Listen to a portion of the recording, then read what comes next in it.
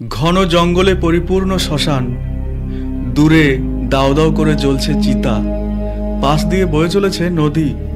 চিতা থেকে কিছুটা দূরের ঘন জঙ্গলে রয়েছে এক প্রাচীন মন্দির। সেখানে এক ভয়ঙ্করী দেবীর অবস্থান। 4 হাত সম্পন্না উলঙ্গিনী দেবীকে দেখলে ভয়, রোমাঞ্চ, ভক্তি সবই আসে এক নিমেষে।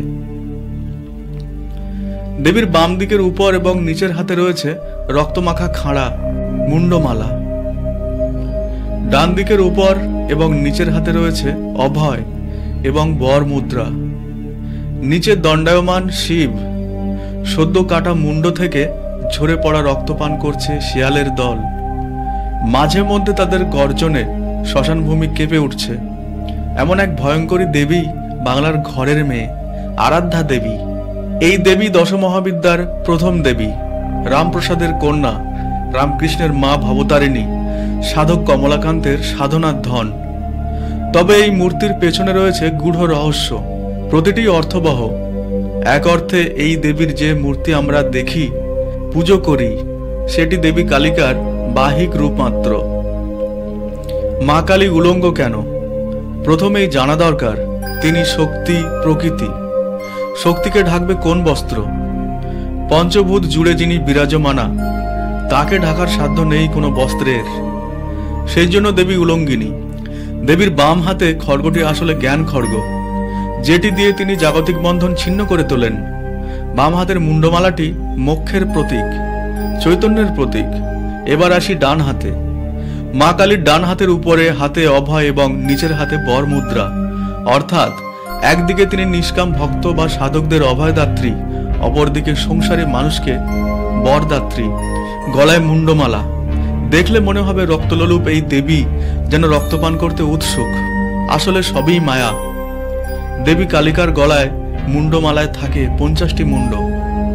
প্রত্যেকটি মুন্ড প্রতিটি বর্ণমালার প্রতীক, অর্থাৎ দেবীকে জ্ঞানের প্রতীক হিসাবে তুলে ধরা হয়েছে। কোমরে হাতের মেখলা, এই হাতের মেখলা কর্মফলের প্রতীক। এলোকেশী দেবীর রূপ অতি ভয়ঙ্কর। দেবীর পদতলে থাকা শিব কিন্তু দেবতা শিব নয়, আসলে তা সবরূপ শিব। শক্তি ছাড়া শিব অচল, সবের ন্যায়। সব শিবের হৃদয়ে মা কালীর চরণ। তার মানে হলো, মন যখন সবে পরিণত হয়, বাহিক চেতনা যখন লোপ পায়, তখনই হৃদয়ে আবির্ভূত হন দেবী কালী। আমাদের অভ্যন্তরীণ তেজ শক্তিই মা কালী। তার কৃপা, সদর্শন সহ যাওয়ার কঠিনও। মনকে করে তুলতে হবে বাহিক জড়চেতনা বিহীন। জীব দিয়ে মা কালীর ঝরে পড়ছে রক্ত, অথচ সাদা ঝকঝকে দাঁত। লাল টকটকে জীব রজগুণ, খ্যাতি, নাম, যশ, অহংবোধ ইত্যাদির প্রতীক। আর ঝকঝকে সাদা দাঁত সত্যগুণ, অর্থাৎ নম্রতা, বিনয় ইত্যাদির প্রতীক। অর্থাৎ সত্যগুণকে শক্তিশালী করে রজগুণকে সংযত করেছেন তিনি।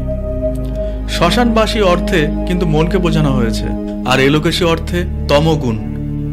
শ্রী চৈতন্য মহাপ্রভুর ভক্তি আন্দোলনের জোয়ার তখন সারা বাংলা জুড়ে। অন্যদিকে তন্ত্রাচারের নামে গভীর জঙ্গলে অন্ধকারে চলছে বামাচার, ব্যভিচার। মহিলাদের নিয়ে মদ্যপ অবস্থায় সাধনার নামে অনাচারের তন্ত্রাচার তখন কার্যত নিষিদ্ধ এক প্রথা। সেই সময় নবদ্বীপে জন্ম নিলেন কৃষ্ণানন্দ ভট্টাচার্য। কথিত আছে কৃষ্ণানন্দ ছিলেন শ্রী চৈতন্যদেবের সমসাময়িক। যাই হোক, কৃষ্ণানন্দ আগামবাগীশ ছিলেন শাক্ত সাধক, কালীর উপাসক ছিলেন তিনি। তবে সেই সময় কালীর মূর্তি প্রচলন হয়নি, শিলাযন্ত্র ঘটে কালী পুজো হতো। তখনও মা কালীর এত ঘরে ঘরে পূজা অর্চনা হতো না। শ্মশান, ঘন জঙ্গলে মা কালীকে এক ভয়ঙ্করী দেবী হিসাবে পুজো করতেন কাপালিক, তান্ত্রিক, সাধকরা। সঙ্গে চলত ব্যভিচার। এসবের পরিবর্তন ঘটিয়ে এক যুগান্তকারী বিপ্লব ঘটালেন আগামবাগীশ। তার দীর্ঘদিনের ইচ্ছে ছিল নিজের আরাধ্যা দেবীর মূর্তিতে পুজো করার, কিন্তু কেমন হবে তার মূর্তি তা কিছুতেই ভেবে পাচ্ছিলেন না। একদিন গভীর রাতে স্বপ্নাদেশ পান, সকালে উঠে প্রথম দেখা মহিলার ভঙ্গি হবে মা কালীর মূর্তি। সেই মতো খুব সকালে উঠে গঙ্গা স্নান করতে যাচ্ছিলেন তিনি। রাস্তায় দেখলেন এক গোয়ালিনী 2 হাতে গোবর দিয়ে ঘুঁটে দিচ্ছে। পরনে তার শাড়ি, আলুলায়িত চুল ঘামে ভিজে কপালের টিপ থেবড়ে গিয়েছে। আগামবাগিসকে দেখে লজ্জায় জিভ কাটলেন ওই মহিলা। সঙ্গে সঙ্গে তার মনে পড়ে গেল স্বপ্নাদেশ। সেই মতো তৈরি করলেন দক্ষিণাকালীর মূর্তি। খড়গহস্তা রক্ত স্নাত এই ভয়ঙ্করী দেবী এক সারিতে বসিয়েছেন ডাকাত এবং গৃহস্থকে, কাপালিক এবং গৃহী ব্যক্তিকে। এরপর আগামবাগিস পুজোর আচার পদ্ধতি সমস্ত কিছু সহজ সরল করে বর্ণনা করলেন তার গ্রন্থ বৃহৎ তন্ত্রসারে। এই দক্ষিণাকালী কালক্রমে হয়ে উঠলেন বাংলার ঘরের মেয়ে মা। ডাকাত গৃহস্থ উভয়ের আরাধ্যা মা কালী। নবদ্বীপে আজও তার প্রতিষ্ঠিত দেবী দক্ষিণাকালী আগমেশ্বরী পুজো পান। কালক্রমে ব্যভিচার অনাচারের পথ ছেড়ে আগামবাগিসের হাত ধরে তন্ত্রাচারে এসেছে বিপ্লব। ঘরে ঘরে দেবী কালিকার পুজো হয় বঙ্গে। কোথাও তন্ত্রমতে, কোথাও বৈষ্ণব মতে কালী আরাধিতা। তিনি একমাত্র দেবী যাকে গভীর রাতে পুজো দিয়ে ডাকাতি করতে যেত ডাকাতরা। আবার মন্দিরে মাকে প্রণাম করে ঘুমোতে যান গৃহস্থ। উলঙ্গিনী খড়গহস্তা রক্তস্নাত এই ভয়ঙ্করী দেবী এক সারিতে বসিয়েছেন ডাকাত এবং গৃহস্থকে, কাপালিক এবং গৃহী ব্যক্তিকে। বৈষ্ণব আর শাক্তকে তিনিই তো মিলিয়েছেন রটন্তী কালী রূপে। কথিত আছে আয়ান ঘোষের স্ত্রী রাধিকা রোজ রাতে শ্রীকৃষ্ণের সঙ্গে দেখা করতে যেতেন জটিলা ও কুটিলার পরামর্শে। আয়ান ঘোষ স্ত্রীকে অনুসরণ করেন। সেখানে গিয়ে দেখেন মা কালীকে পুজো দিচ্ছেন রাধিকা। রটনা খণ্ডাতে শ্রীকৃষ্ণ রাধিকাকে কলঙ্ক মুক্ত করেছিলেন কালী রূপ ধারণ করে। তাই দেবীর এই রূপ রটন্তী কালী বলে পরিচিত। দেবী কালীকে আবার বাগদির মেয়ে হিসেবে পরিচিত হয়ে জাতপাতের ভেদ ঘুচিয়েছেন। কালী কথা তন্ত্র সাধনার গূঢ় তত্ত্বগুলির মধ্যে অন্যতম এবং বহুল চর্চিত তত্ত্ব হল পঞ্চমকার সাধনা। বীরাচারী সিদ্ধ সাধক ছাড়া এই পথ অবলম্বন করা যায় না। অত্যন্ত বন্ধুর পথে প্রতি পদে ঘনিয়ে আসে বিপদ। একটু এদিক ওদিক হলেই মৃত্যু অনিবার্য। এই পথে দরকার প্রচন্ড সাহসী, শক্তিশালী, সৎ নিষ্ঠাবান হওয়া। পঞ্চম সহযোগে দেবী কালিকার আরাধনার কাহিনী চর্চিত। পঞ্চমকারের নামে চারিদিকে চলছে মদ মাংস সহযোগে দেবী কালিকার আরাধনা। প্রকৃত অর্থ না বুঝে গৃহস্থ বাড়িতে এই পদ্ধতিতে পুজো অনেক জায়গাতেই হয়, যার ফল হয় অত্যন্ত বিপজ্জনক। পঞ্চমকার সাধনার আগে তার অন্তর্নিহিত তত্ত্ব জানা দরকার। পঞ্চমের অর্থ মদ, মাংস, মুদ্রা, মৎস্য এবং মিথুন।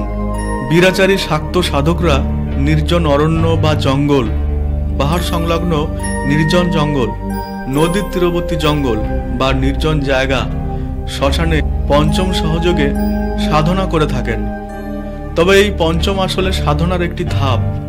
নিম্ন বা পশুভাবের সাধকরা প্রথমে বাহিক্য পঞ্চম সহযোগে সাধনা শুরু করেন, তারপর ধাপে ধাপে নিজেদের উত্তীর্ণ করে থাকেন। পঞ্চমের প্রথম তত্ত্ব মদ।